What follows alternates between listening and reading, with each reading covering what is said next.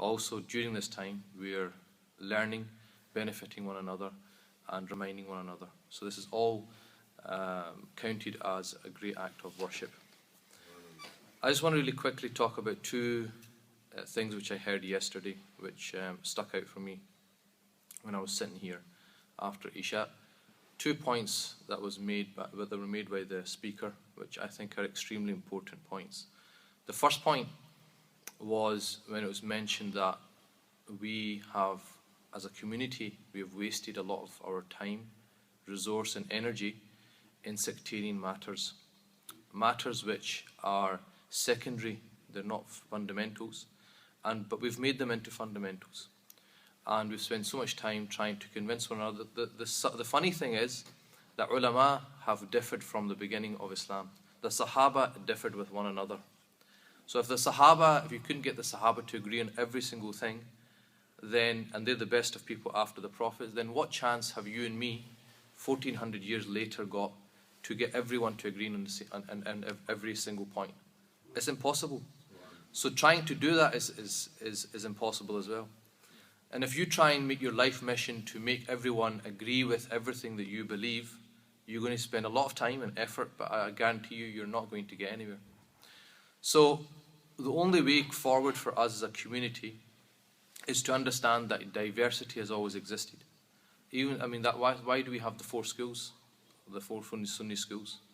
Yet we, as Sunnis, we believe that all 4 are correct, although they differ. Do they differ? Of course they differ. Yet the correct attitude is to respect all 4 and to accept all 4. So we are living in a time where we cannot afford every single second, every single pound that we have, so time, money, every single ounce of energy we've got, we should be spending it in constructive ways, not destructive ways. So this is something that I really enjoyed the point yesterday about the thing of Deobandis and Brelvis. If you think that you can sort that problem out, which has existed for quite a long time, then you're a brave man, or you're very foolish, right? Because bigger people, greater people than us have tried it, and it's not happened. So the only way we can coexist, is by respecting one another, and overlooking if something that doesn't sit right with you, fine, don't do it.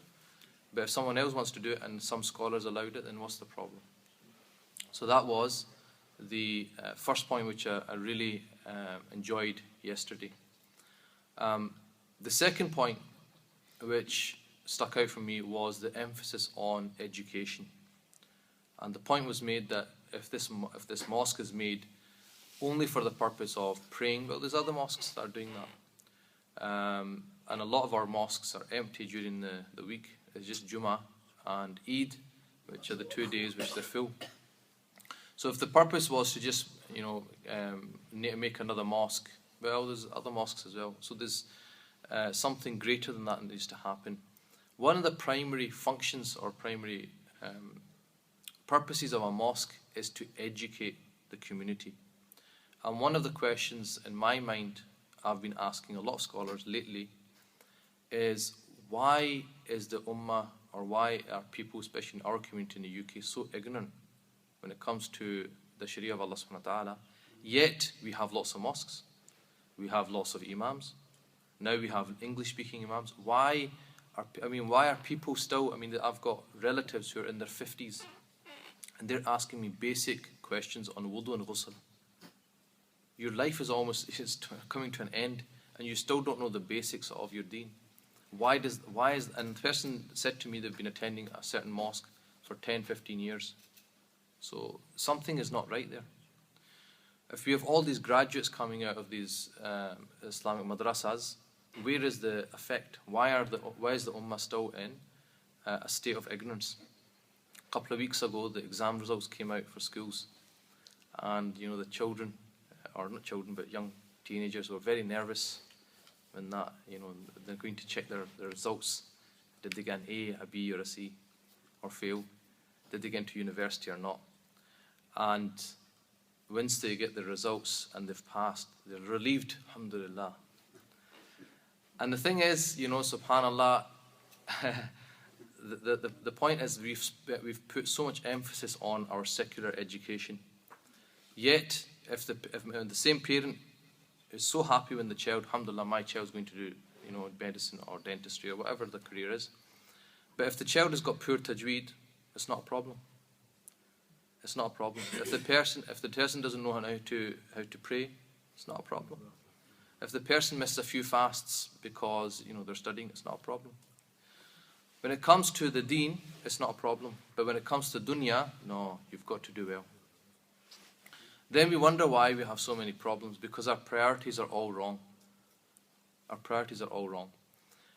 We are now learning, I'm talking about myself. If I talk about myself, going back when I was 18 and I was at university, I had questions. I was searching. There was not a single imam in my city that I could go to and get answers at that time. They could not speak my language. They could not understand my question. And I spent a lot of time trying to work out myself. Now this is what happens. People go onto the internet and search, Sheikh Google. They try and search for themselves answers because they don't have access to knowledge. And that creates more problems. Then they end up confused because there's so many things on the internet. So I remember a sheikh came from London, and he was talking about the importance of having the basic mandatory knowledge every Muslim has to have. How to pray, how to do this, how to do that. I asked him, I said, that time, I said, what if you cannot access that? You don't have the ability in your city to access that knowledge. Are you absolved? And he said, no. He goes, if you cannot access it in your knowledge, then it's obligatory upon you, it's wajib upon you to travel and find that knowledge. And that's what happened to me. I set out and I travelled for, alhamdulillah, about 10 years, and I came back.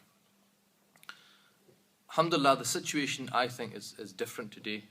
They're all over the UK. I think there are now sufficient scholars who have been born and brought up here, have come back to teach their communities. But the question is, does the community want to be educated? You see? I mean, how many people are here today? I mean, I remember when I was in Syria, they used to, the attitude towards an education was completely different. People would come to the mosque, if it was a talk, and they would have a notepad ready. The speaker said anything, they'd write it down. And the speaker would actually say, now we listen to an hour, 1.5 hour, the imam speaking. You go home after 3 days, you can't remember what a single word he said. That's not education. You haven't learned anything. So what the scholars used to emphasize is, if you hear a hadith, you hear a saying, write it down. Write it down, go home, tell your wife, tell your children, tell your relatives. Benefit each other. Here people just sit at the back of the mosque. Half the time they're playing with the phone. Half the time they don't know what's been said. Like I said, a couple of days later they have no idea what was said. So the point that was made yesterday about the emphasis on education, I think, is extremely important. One of the greatest actions as a community that we can do is start to educate our community. For a long time, it's either been you're an alim or you're a jahil. That's it. It's two, either you go and study and become a maulana, go and spend 8 years of your life, 6 years of life, or you're a lay person, you know nothing. And that is not acceptable. So one of the emphasis of myself and my work with a few other people is to try to bridge that gap, to try and give people enough knowledge. They won't become scholars, but they'll have enough knowledge to get about in their daily life. Because it's not acceptable that somebody understands the legal system here, or is an expert in their field, whatever field it is, but they're a jahil in Islamic law or in Sharia. That's not acceptable. Yeah, I mean, like the speaker said, my first degree was in law. So I'm not saying secular education is not important or you shouldn't do it. You should do it. But the Sharia knowledge that I gained, if I compared it to my law degree, do I know which one's superior? Yes, I do. I know which one carries more weight. So our attitude towards knowledge needs to change. We need to start putting emphasis on it. I see a lot of effort going into refurbishments. I see a lot of efforts going into establishing centres and mosques. Okay, $500,000 here, £1 million there. but where is the benefit to the community? There's no point having a beautiful mosque and then there's no education going on in the mosque. The community is still, the same place. So the purpose is, the point is not just to have fundraisers and build mosques, it's for the mosque to fulfill its condition. It's to fulfill its primary function, which is to educate, to be a source of guidance for the community. If it does not do that, it's a failed mosque, it's a failed project. And a lot of our masajid, we have to be honest with ourselves, are they fulfilling the function of, the primary function of what they've been built for? Yes, we attend a lot of fundraisers, a lot of money is raised, but does that transform into transforming the community? And from what I can see, it's not happening. So that's something that, we have to try to address. So the emphasis on education, I know that what was talked about yesterday was tajweed, but it's obviously bigger than that. That's one very important point of having to, Allah subhanahu wa ta'ala has given you the best book on the best prophet and made you the best ummah. And we can't even take some time out to try and read it properly. That's, how shameful is that? When, we talk about Islam gets a bad image in the media, or, they say there's a lot of negativity. What have we done to try and rectify that? We can't even read our own book properly. We can't even read our own book properly, and then we go on about how we're the great defenders of Islam. So if we cannot learn ourselves, right, if we cannot learn and educate ourselves primarily, how are we going to educate anyone else? I was recently abroad, and one of the scholars was mentioning, he said, one of the greatest things in this time is to seek knowledge. In fact, Imam Shafi'i said, after the obligatory aspects, the most important thing is to seek knowledge. And that's why, if you look at all the hadith, whoever man salaka tariqan yaltamisu fihi ilman sahhala Allahu lahu tariqan ila jannah.